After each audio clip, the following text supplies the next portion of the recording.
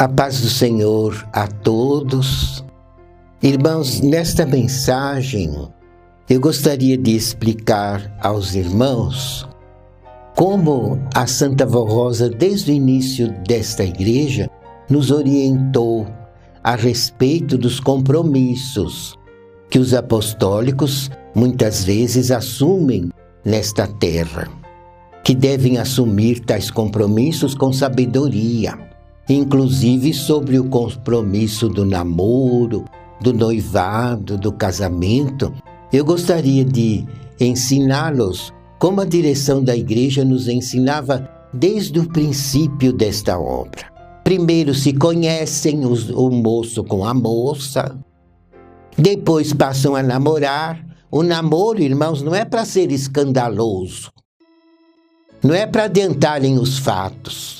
O namoro, segundo os planos de Deus, é para que se conheçam, para que se aproximem na conversa, no bom diálogo, no bom entendimento, para ver se vão combinar. Porque o plano de Deus é que vivessem sempre juntos, depois do casamento, não se separassem.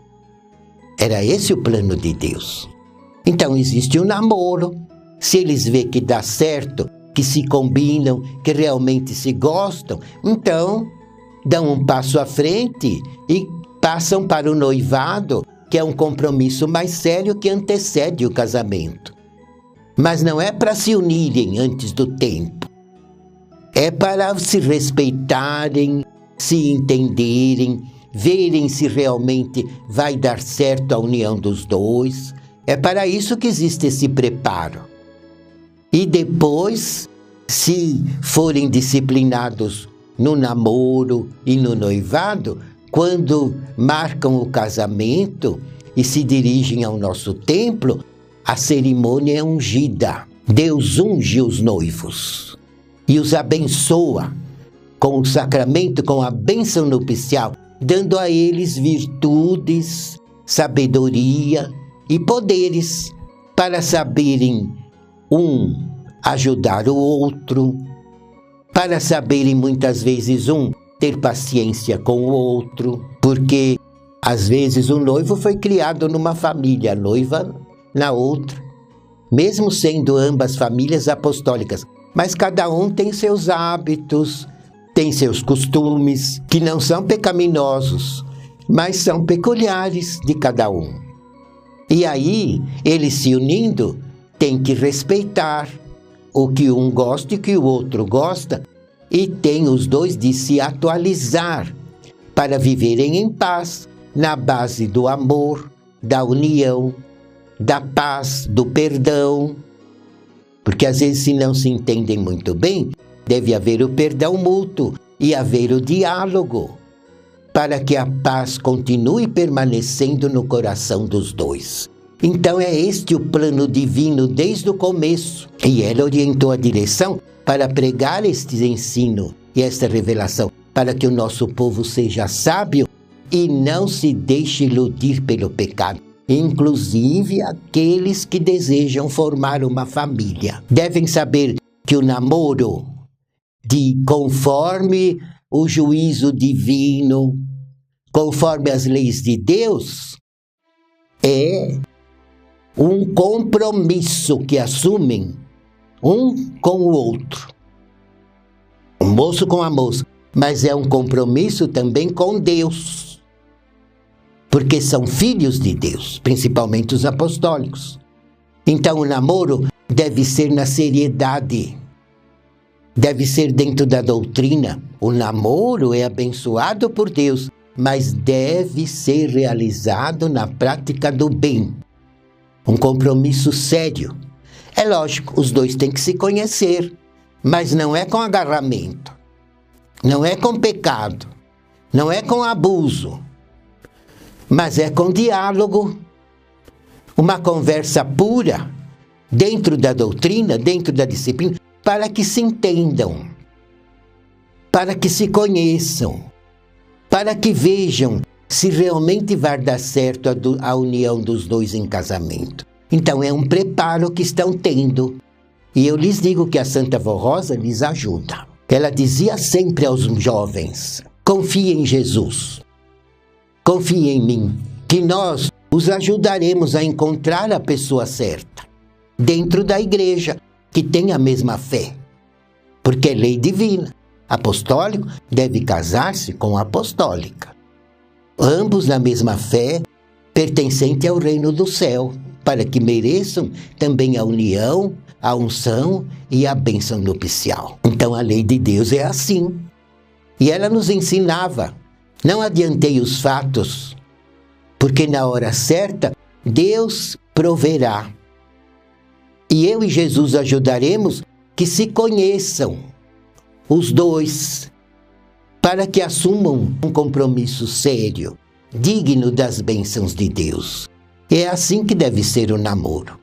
Na base do respeito, na base do amor fraternal de irmãos, na base do diálogo, da compreensão, para que se preparem para o compromisso do noivado, que é um compromisso ainda mais sério que antecede o casamento. E no noivado ainda dá tempo de um ver no outro se realmente vão se combinar, porque o casamento é um passo sério. Quem acha que o casamento, se der certo, deu, se não der paciência, não está enfronhado na nossa doutrina. Porque o casamento não é uma roupa que se veste, não. Que quando suja, tira para lavar e troca. Não é assim. O casamento é uma responsabilidade. Ambos prometem a Deus de viverem juntos, de se tolerarem, de se ajudarem, de um cooperar com o outro, de muitas vezes um perdoar ao outro de alguma falha. Porque às vezes cada um tem seu costume quando é solteiro, não é costume pecaminoso, mas acontece que precisam se entender. Cada um tem um hábito, cada um gosta de uma comida, cada um gosta da arrumação da casa de um jeito. Então, depois de unidos, precisarão se tolerar, ter paciência, um colaborar com o outro, um suportar o outro e um ajudar o outro a vencer neste santo caminho. Não é um ser pedra de tropeço do outro, não é assim. São unidos para viverem juntos e para se ajudarem. Tanto o homem precisa colaborar com a mulher, como a esposa deve ser uma companheira, ajudadora, consoladora do marido. É essa a função do casal diante de Deus. E é esse compromisso sério que assumem quando se casam nesta igreja. Porque depois vêm os filhos, e eles não pediram para nascer. Então os pais têm a obrigação de dar a eles o bom exemplo.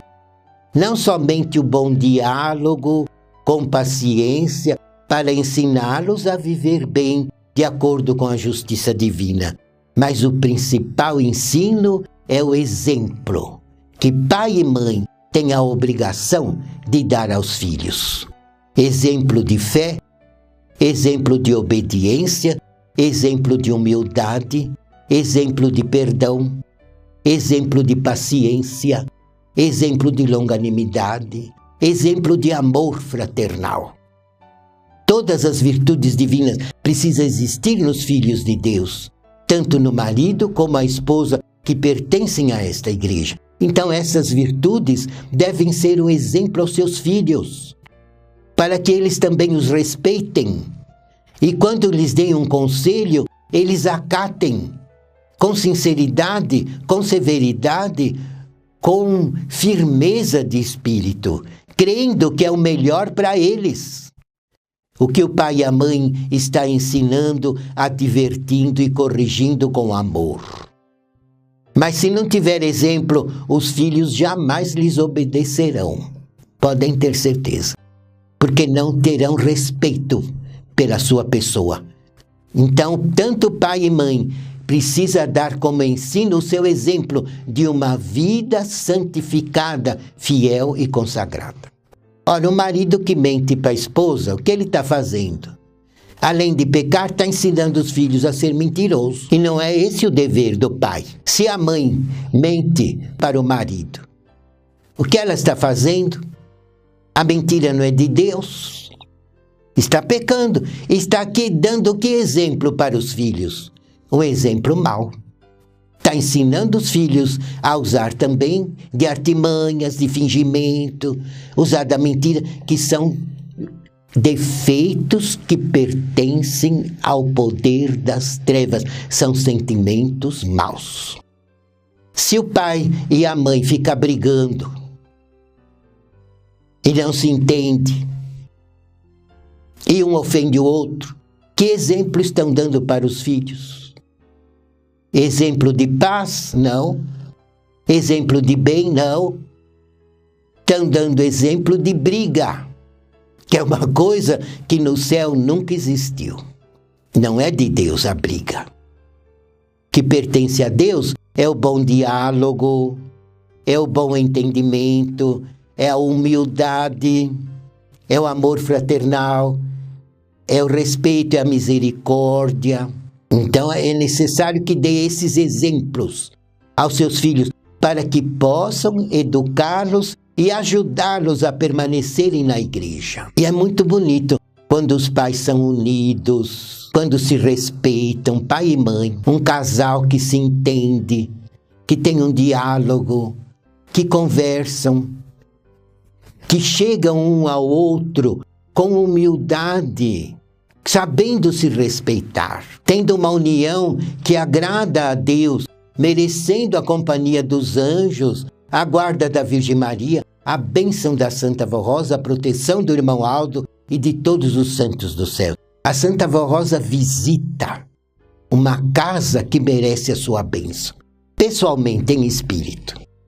Ela visita. Se o casal é fiel, é obediente e transmite bons exemplos aos seus filhos, merecem a companhia dela. E ela visita o seu lar para os abençoar, inspirar, dirigir, para lhes dar entendimento e sabedoria, para livrá-los do mal e para que os anjos tenham prazer em estar convosco.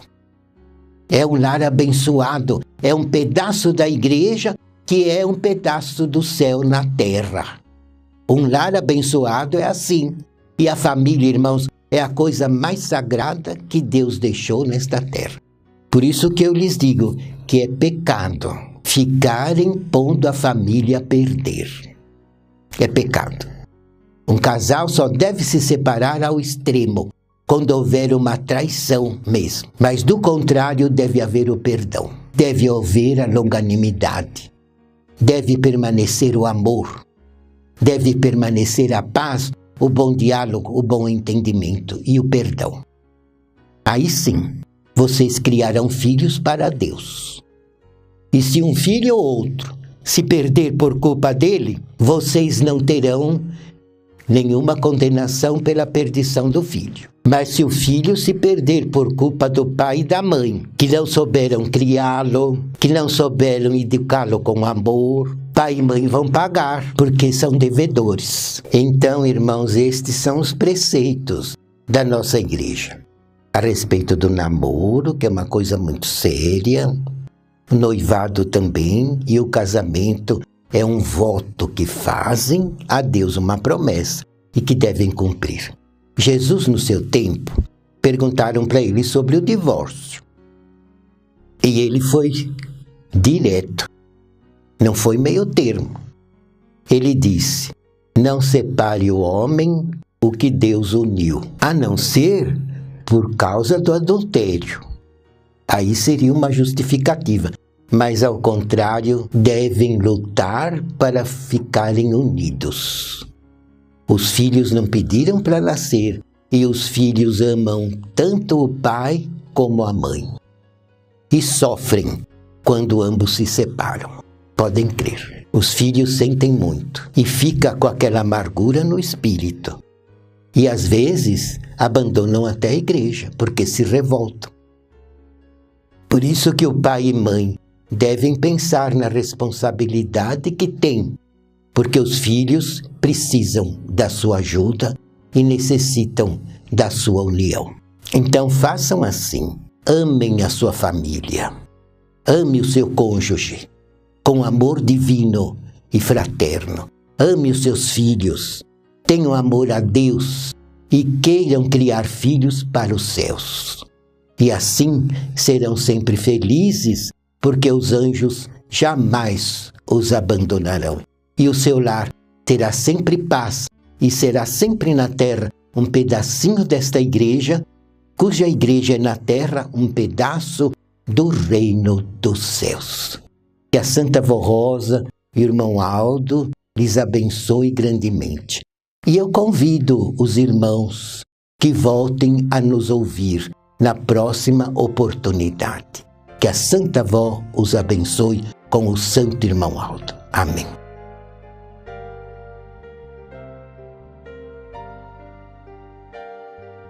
Prezados irmãos e ouvintes que estão nos acompanhando, na próxima semana, neste mesmo horário, daremos continuidade à divulgação da nossa fé, da nossa doutrina, explicando como que Jesus usou a Santa Vó Rosa para formar esta igreja e como o profeta Santo Irmão Aldo continuou nos dirigindo e nos preparando para os céus nesta igreja profética, neste santo caminho.